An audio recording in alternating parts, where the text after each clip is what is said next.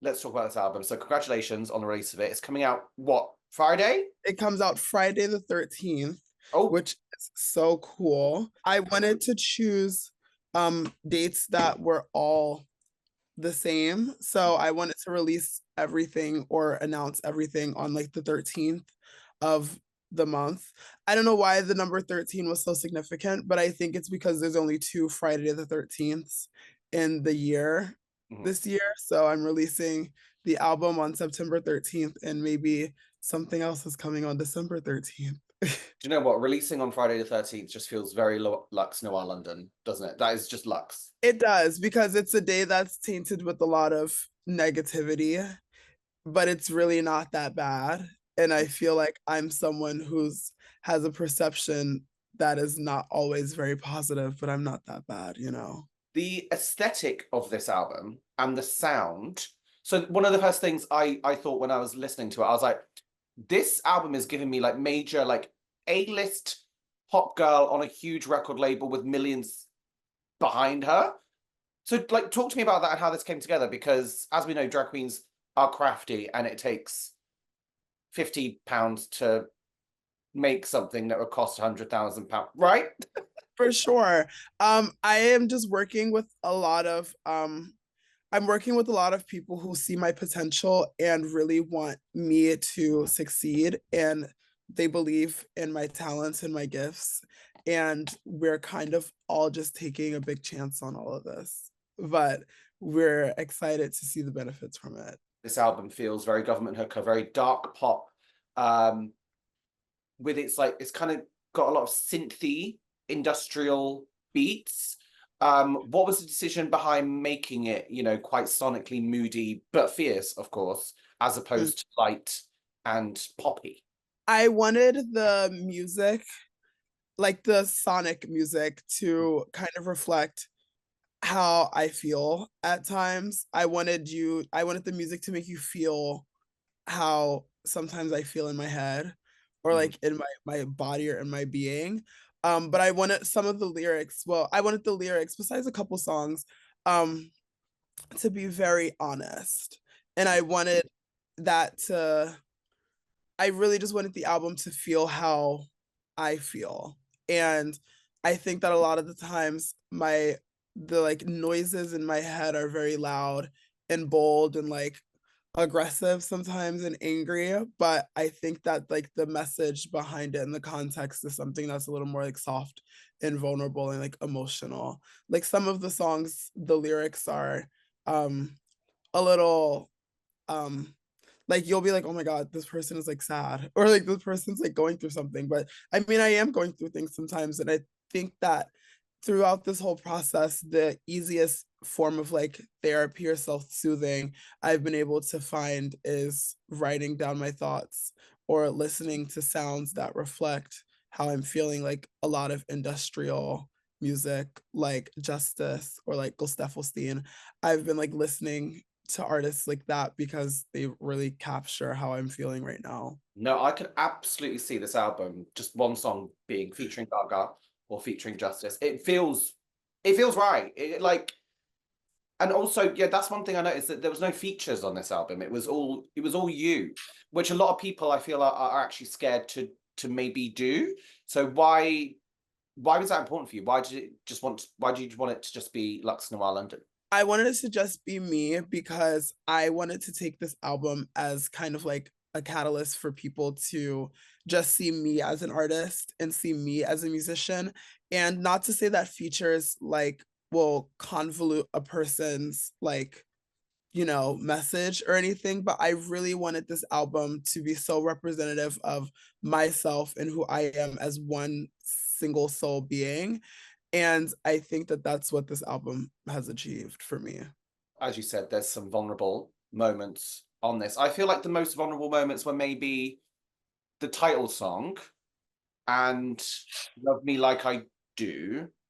And Hmm. maybe even the last one, Don't Tell Me How to Drive. I feel like they were the most vulnerable to me. So, because we do know you as this fierce character on television and on social media, what was that like for you to open up like that?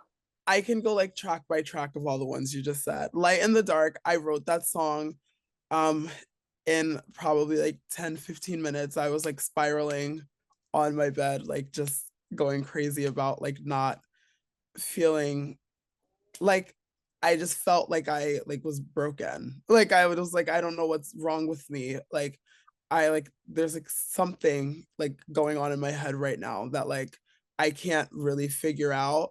And I just felt really lost. And that's when I wrote the song. I like was texting like a group chat with my friends and I was just telling them how I felt. And then like I just I like think I texted. I was like, I feel like my brain is broken." And then the song kind of just like sprouted from there and I just wrote it all in one go because I like felt like I had to get this off of like my body. And then Love Me Like I Do, that's just like a love song about, you know, being in love. I do have a partner. I have a boyfriend and he's been with me um before I was even like Luxx. So I do love him a lot, but the song is also in a more general scape. It's kind of just about like the idea of love. And I am someone who is not very vocal or vulnerable when it comes to how I feel and how passionate I am about love. And I wanted to take a moment in the album to talk about how much love means to me and how much I like being in love and how much I love loving. But from a more like from a standpoint that's not more person to person, I think I can also relate the song to my love of like art. And sometimes I feel like you're as much as in a relationship as you are with someone else, as you are with yourself or with your art. Sometimes I feel like I'm also married. Well, I'm not married to my boyfriend, but sometimes I feel like I am in a relationship with my art and everything that I do. Yeah. And talk to me about Don't Tell Me How to Drive as well, because that one's really interesting lyrically and sonically. And I wanted to ask why that was the right one to conclude the album, your debut album as well. I think that no, Don't Tell Me How to Drive is kind of a like a triumphant song Mm. because it's a song that is about not releasing it's a song that's about releasing all of your like self-doubt and all of your worries and like just all the voices in your head that tells you that like you can't do it or that you're not like good enough to do it or that you won't succeed. It's a song that's telling me that I had to conceptualize and co-write with the producer of the album. Um, it's just a song about being free and being like power, not power. It's being about being powerful and being one with yourself. And I think that me starting the album with Light in the Dark, a song that's so fueled with like insecurity and doubt and like hurt and like anger and self-hatred, to go through this journey of the album of like,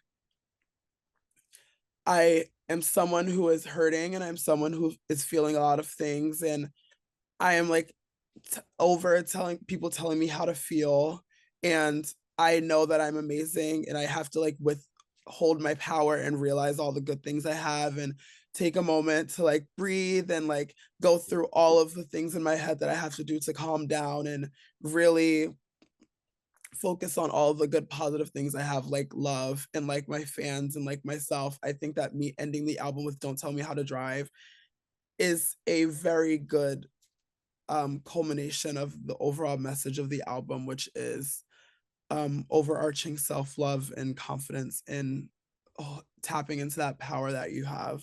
And I also think that it's a really good cliffhanger for another album because it sounds like the end of a movie with a sequel. How do you feel about putting out these softer songs? Like, how do you feel about how they'll be received and whatnot? I wasn't too worried about how they'd be received. I was just kind of worried about writing them because I don't like to face the actual sound of the music sometimes in life. I like to just, you know, put in my headphones and turn on a song that's a little more palatable. But I think that me being a little more emotionally vulnerable and tapping into my actual feelings about things that are happening in my life is healthy for me right now. And I think that I owe it to myself and my fans and the public to kind of see a softer side of me and realize that everything is not all glitz and glam and I think I'm the best and I'm like everything. I think that I owe it to people to show that I'm human as well and I feel a lot of the things that everybody else feels. Now we got the vulnerability out of the way. I want to talk about Worship because that is, I think it's one of my favorite songs of the year. It is between the beat, your vocals, and the what is it? If I'm a temple, what right? If your body is a The body's a temple, then I want you inside. like that is the perfect pickup line. Like if True, I it is. if I go out into the clubs again, I've not done it in a long time. That's what I'm going to say to a man. It has to be. Honestly, and I think it would work. I do. That lyric, and it's funny you bring that lyric up. That lyric, I feel, is one of the most important lyrics of the song of the album because to me, that song is a temple is something that is sacred and it's something that is very yeah, it's sacred.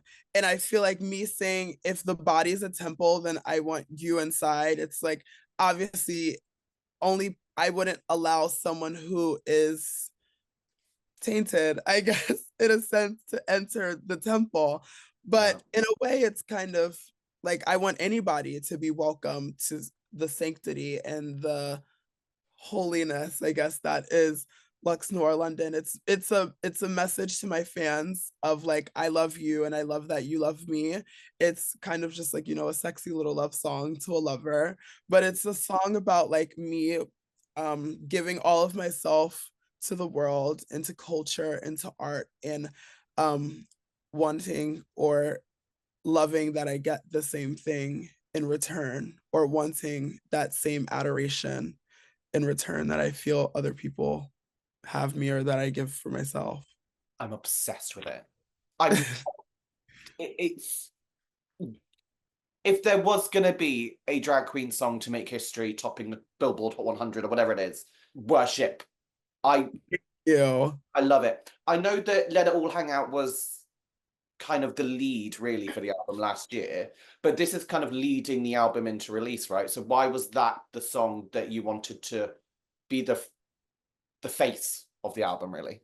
Let It All Hang Out is more of a um it's more of like a summary of the album than Worship would be. They kind of go hand in hand, but Worship was the one that I wanted to put right before the album because I wasn't actually going to release Worship as a single.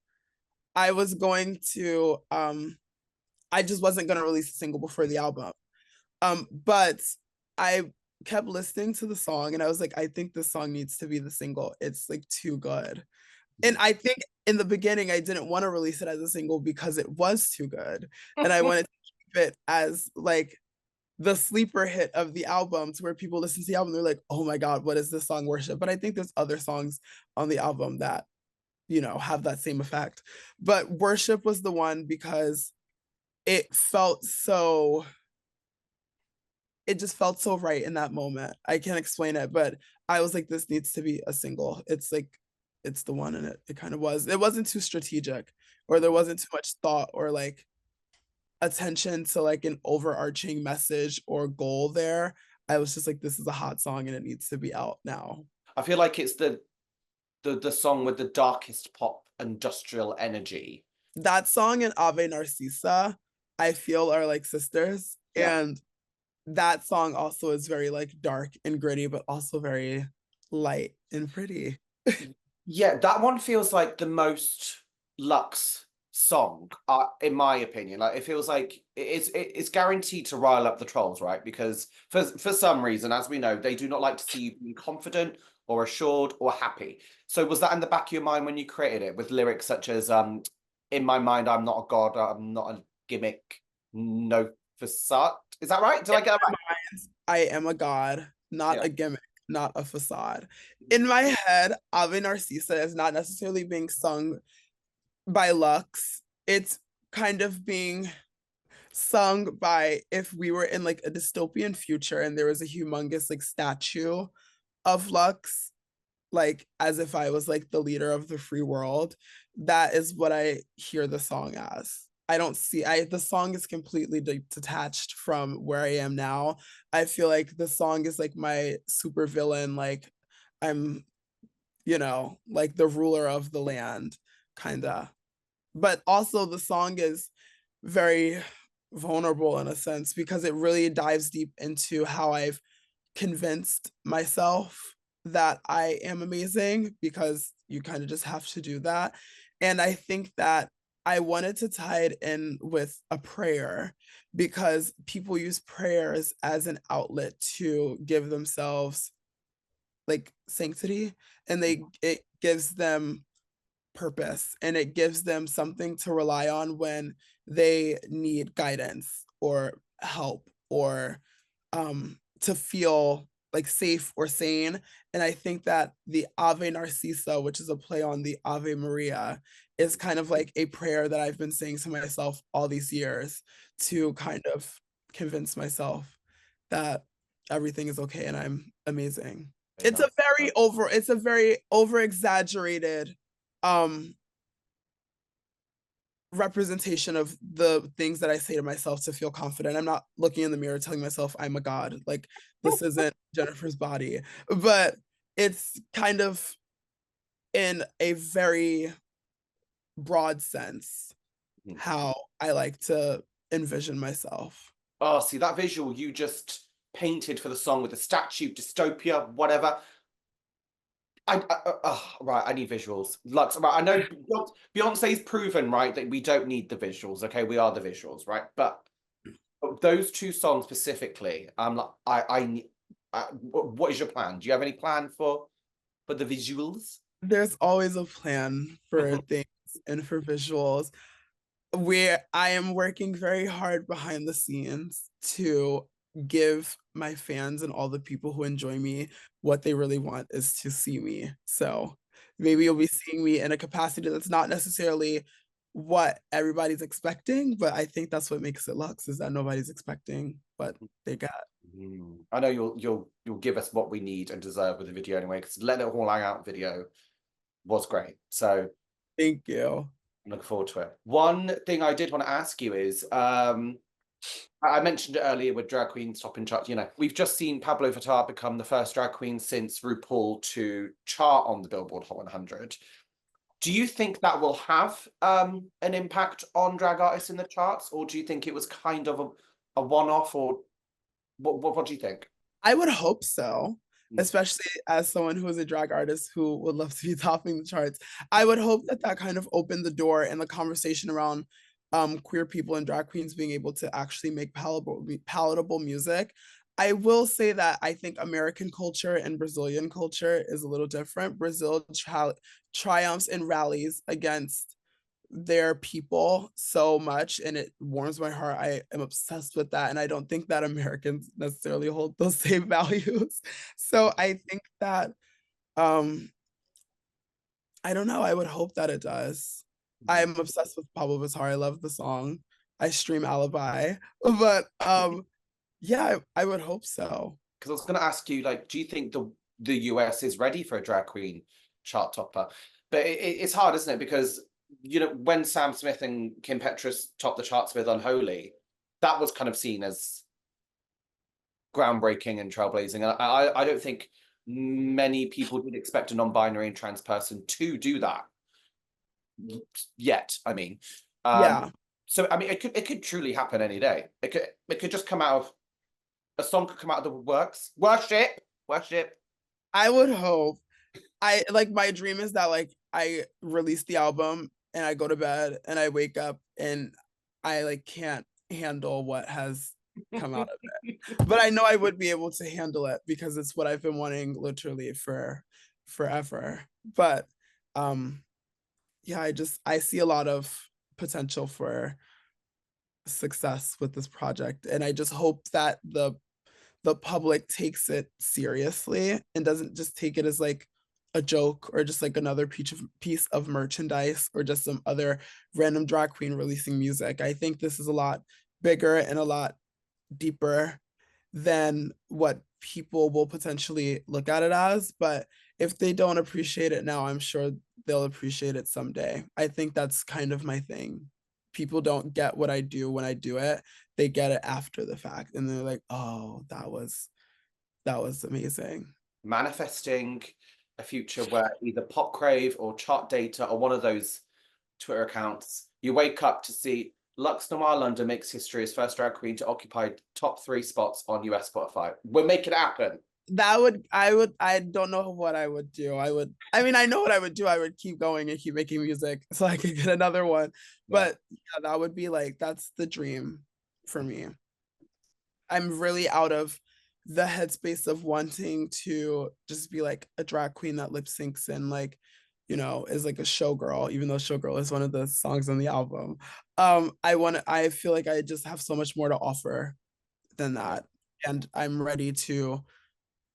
I've reached a point where I'm ready to share the side of me that I had in my bathroom as a child or as a teenager or in college. um, I'm ready to share that I am a force to be reckoned with pop music and being a pop star with the rest of the world. And I just hope the rest of the world is ready for it. But even if they're not, they better get ready. Are you gonna? I mean, I want to see this live. I want to see these. I want to see these songs live. Is there any, or is it kind of like keep it stum for now? No, I would love to tour the album. Um, maybe next summer. Mm-hmm. I would love to do that. I'm working on a bunch of different things at the moment, and I'm trying to let all of them happen the way that they're supposed to happen. And I think that patience and allowing time for something to become what it needs to be to get the full effect out of it is smart and strategic for me sometimes, because when I allow myself to do too many things at one time, something is not going to work out the way I want it to. So if I can just take my time and have everything work out the way it needs to, that's like my ideal situation. But hopefully by next year I'll be able to be touring the music. Well, yeah, I was going to say you must be knackered because not only are you releasing an album on Friday, you're also you in rehearsals right now for Drag the musical? I am actually. I've restarted rehearsals probably a week and a half ago. Right. Um, and I will be in the show for the next 6 months. So I haven't done a musical since I was in college. Mm-hmm. And for my return to musical theater to be me um starring in an off-Broadway musical is kind of like insane. But I'm like, I'm gagging. I'm so excited. I'm juggling like trying to have a pop career while also being in a musical at the same time and also still maintaining my persona off of the stage. It's going to be a feat, but I could think I can do it. Mm. Nothing is too much of a challenge for me when I want it bad enough. Can you tease anything about your character? Is that information out there yet? If it is, I'm about to list. Yeah, it's not a new musical. It's just new to off Broadway. My character's name is Popcorn, but everybody just calls her Poppy, except her father. He just doesn't call her. But yeah, Poppy is kind of like a fashionista. She's camp, she's bold, she's loud, and I don't think there's anyone more fitting to play that character than me. What is it like to do this alongside Alaska and Nick Adams, who is like a stage legend at this point, and other amazing people like Jujubee? What's that like to work with them? The entire cast is amazing. Like everyone on the entire team, cast, music, everyone is amazing. And to be able to do this show alongside Alaska, who is someone who I've literally looked up to for like years, sometimes it doesn't feel real, or I'm like, oh my God, I cannot believe that this is happening. But it feels very good and it feels very validating. I've been in situations where I've been working with people I've admired a lot. And in the beginning, I was having a little bit of imposter syndrome to where I was feeling like I wasn't meant to be in these places, or I don't know how I got to these places. But now I am just so fortunate and so lucky that I, at such a young age and a young place in my my drag and me being someone who was on RuPaul's Drag Race to be in the same room and sharing the same stage with so many people I've looked up to. It's insane, but I'm very grateful for that opportunity. Well, I mean, look at you. You're in the bloody room. You're in the goddamn room. I know, it's wild. Oh, I'm so sad that Drag the Musical doesn't come to the UK. I'm just gonna have to come stateside. I'm gonna have to come stateside. You have to come see it. Congratulations on all your success. It's deserved. And Thank you. yeah, I can't wait to. I was saying earlier, this album is one that I need a vinyl of because the cover is so gorgeous. Yeah. There may or may not be a vinyl happening for a deluxe version of the album that may be coming later this year with an exclusive cover. But yeah, I'm excited for people to be able to hold the album too. I guess that'll be fun.